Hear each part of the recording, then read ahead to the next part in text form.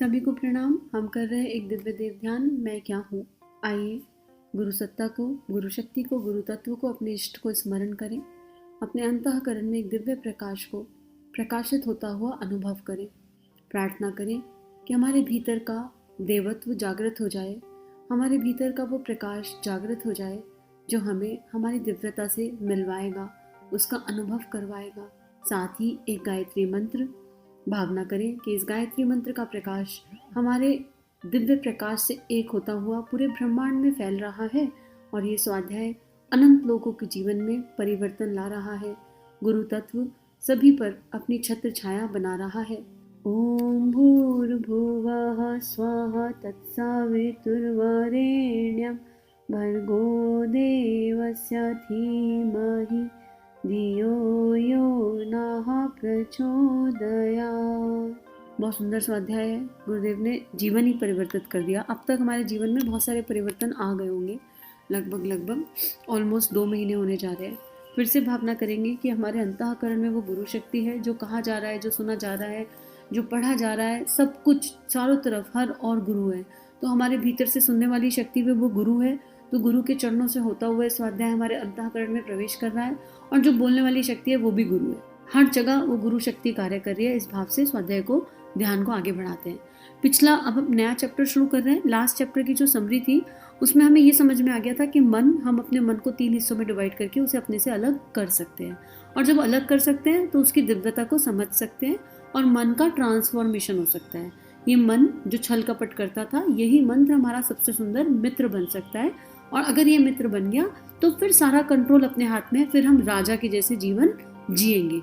ये बात हमें अच्छे से समझ में आ गई। इसके टिप्स, टूल्स, टेक्निक्स सब कुछ दिए गए, ध्यान भी हमें दिया गया और अभ्यास की यात्रा है ये भी बताया गया कि एक गूंगे के गुड़ जैसा है। अभ्यास करेंगे तो समझ में आएगा, और लाइफ लॉन्ग अभ्यास है, हमेशा करना है। ऐसा नहीं कि आज करा और कल छोड़ दिया। और ये एक ऐसा स्वाद है जो मुंह लग जाएगा तो फिर छूटेगा ही नहीं। फिर ऐसा होगा जैसे खाना खाना ही पड़ता है ना, भूख लगेगी, हंगर ट्रिगर होते हैं, भूख लगती है। ऐसे आत्मा की जब वो प्यास और वो भूख जागृत हो जाएगी तो उससे हम पीछे नहीं जा पाएंगे। अब 4 अध्याय में गुरुदेव लिख रहे हैं, संसार में जितना भी कुछ है वह सब ईश्वर से ओतप्रोत है। पिछले अध्यायों में आत्मस्वरूप और उसके आवरणों से जिज्ञासुओं को परिचित कराने का प्रयत्न किया गया। इस अध्याय में आत्मा और परमात्मा का संबंध बताने का प्रयत्न किया जाएगा।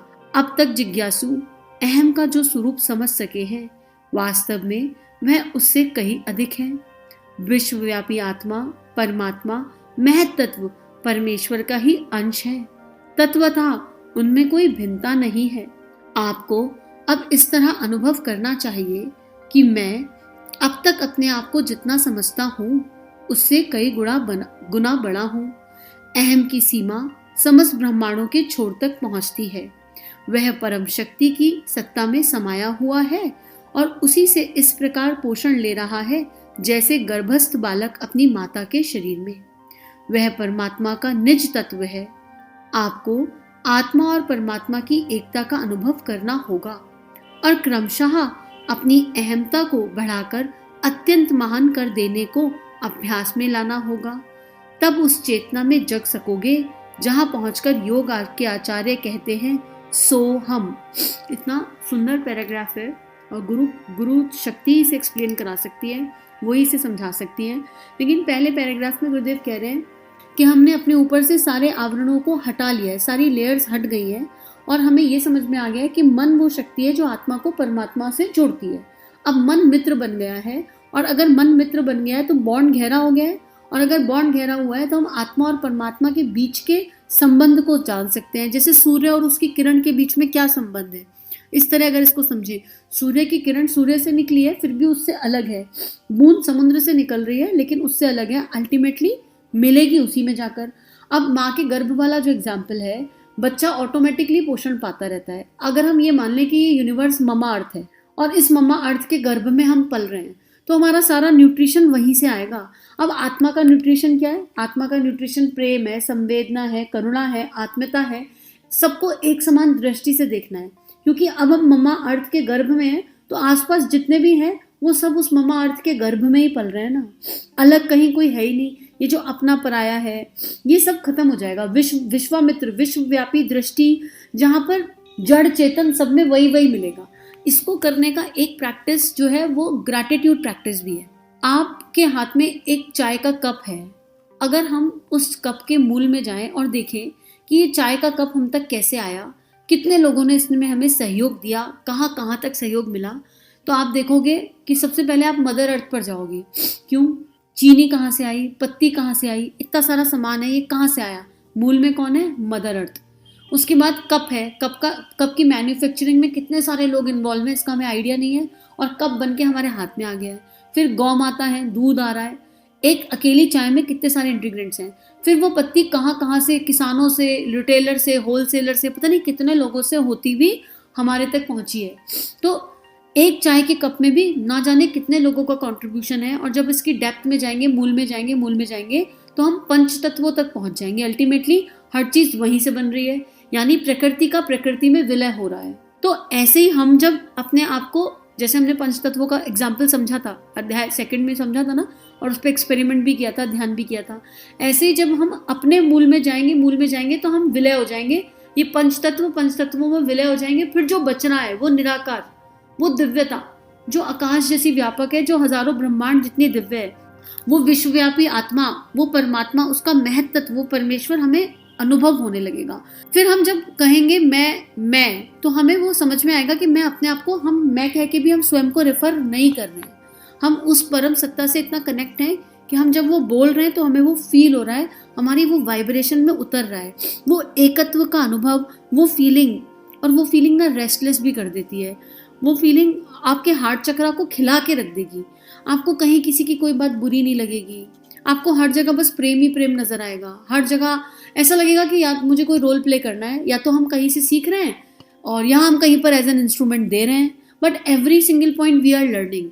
और ये कृतज्ञता का भाव, जितनी प्रैक्टिस हम करेंगे कृतज्ञता की हर जड़ चेतन के प्रति, उतना हम ममा यूनिवर्स के पास और पास अनुभव हो करते जाएंगे। और अल्टीमेटली वो गुरु शक्ति ही वो विराट ब्रह्म है। गुरु ब्रह्मा, गुरु विष्णु, गुरुदेव महेश्वरा, गुरु ही सब कुछ है। गुरु के ही अलग अलग स्वरूप हैं। जैसे भगवान शिव के रूप में गुरु आ रहे हैं तो हमारे प्रारब्धों को क्षय कर रहे हैं, हमारे अंदर जितना भी कषाय कलमश है उसका नाश कर रहे हैं। उनका त्रिशूल हमारे लोभ मोह अहंकार को भंग कर रहा है। फिर वही ब्रह्मा के रूप में आ रहे हैं तो हमें उस ब्रह्म तत्व का अनुभव एहसास करा रहे हैं। सो हम, तुम वही हो जो मैं हूँ। और फिर वो लालन पालन कर रहे हैं क्योंकि हमने समर्पण कर दिया अर्जुन के जैसे। फिर वो हमें बच्चे के जैसे पाल पोस के बड़ा कर रहे हैं। गुरु रूपी माँ बन जाते हैं जब हरि रूप में आते हैं। तो वो गुरु ही है जो सब जगह प्रकट है। और ये करते करते आएगा। अब गुरुदेव इसमें अभ्यास भी बताएंगे आगे, इसको आगे पढ़ते हैं। पर इसको मान लो। ऐसा करते हैं कि इस सत्य को मान लेते हैं कि सो हम, और हम सांसों के साथ प्रैक्टिस करते हैं। जैसे मैथ्स में करते थे ना, मान लिया a is equal to B and then hence proved a is equal to B. बिल्कुल उसी तरह से मान लेते हैं सो हम वही हैं जो वो है, लेकिन धारणा के साथ मानना है। ऐसे नहीं कि थॉट बॉडी पे मान लिया, 3 शरीरों से मानेंगे।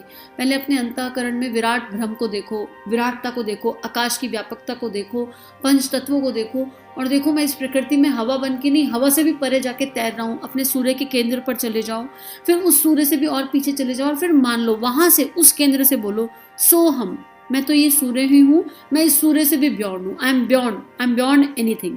उसके बाद विचारना की शक्ति पर विजुअलाइजेशंस क्रिएट करो, और फिर अपने इष्ट के चरण पकड़ लो लास्ट में, क्योंकि शरणागति ही एकमात्र उपाय है। भावना करो कि बस अब तो हमने आपके चरण पकड़ लिया, हम तो बोल रहे हैं अब सो हम, जो आप हो वो हमें, जो आप हो वो हमें, हमें अनुभव हो या ना हो, हमें फील हो या ना हो। और ये शरणागति वाला जो अभ्यास है, ये करते करते वो अपने अंतःकरण में स्वतः उतर आएगा। जो वो अनुभव गुरुदेव हमें यहाँ कराना चाहते हैं वो अपने आप चेतना में प्रकाशित होने लगेगा।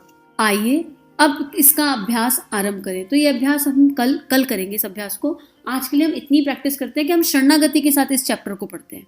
वही एकमात्र उपाय है, क्योंकि कृपा कृपा कृपा, हर जीव के मूल में कृपा है, और कृपा से हमें मनुष्य तन मिला है। ठीक है, ये बहुत बड़ी कृपा है।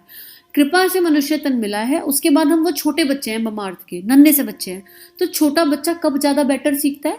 मान लो बच्चा छोटा है और मम्मा उसको खाना सिखा रही है, उसको पढ़ाना लिखाना सिखा रही है, और बच्चा अगर ना करे तो उसके रिजल्ट नहीं आएंगे ना। अगर मम्मा ने बोला है, ये एग्जाम्पल कई बार आता है मन में, और ये एग्जाम्पल एकदम सटीक लगता है। मम्मा ने ABCD लिखना सिखाना है, मम्मा ने बोला आज तुमको 20 टाइम A बनाना है, और बच्चा कहता नहीं मैं तो नहीं बना रहा 20 टाइम A, मैं तो नहीं बनाऊंगा। तो मम्मा प्यार से मनोहार से लेकिन उससे करवाती है। लेकिन अगर बच्चा जिद पकड़ ले और ना करे तो बच्चा कभी A बनाना सीख पाएगा क्या? नहीं। तो अब हमें शरणागति पर जाना है और हमें मानना है मम्मा अर्थ हमारे गुरु हमको एक एक चीज सिखा रहे हैं, और हमने मान लिया कि जो वो सिखा रहे हैं वो पूर्ण है। हमको बस अब कृपा हो गई, मनुष्य जन्म मिल गया, और उससे बड़ी कृपा हो गई कि किताब मिल गई, और उससे भी बड़ी कृपा हो गई कि गुरु जीवन में है। और कितनी कृपा होगी, अब जो गुरु कह रहा है हमें वो करने का प्रयास करते जाना है, बिना फल की इच्छा करे, बिना ये सोचे कि हमारा प्रयास परफेक्शन तक कब पहुंचेगा, हमारा प्रयास रिजल्ट कब देगा। बस इस पल में जीना है और जैसे वो कहें वैसे चलना है, इतना ही है। और फिर जब ये प्रैक्टिस हो जाएगी, ये धारणा स्ट्रांग हो जाएगी, तो फिर आगे का अभ्यास भी सरल हो जाएगा। तो चलिए शरणागत होकर कल आगे का अभ्यास करेंगे। हम सभी का जीवन गुरु शक्ति के दिव्य सूक्ष्म सानिध्य में मंगलमय है। सभी को प्रणाम।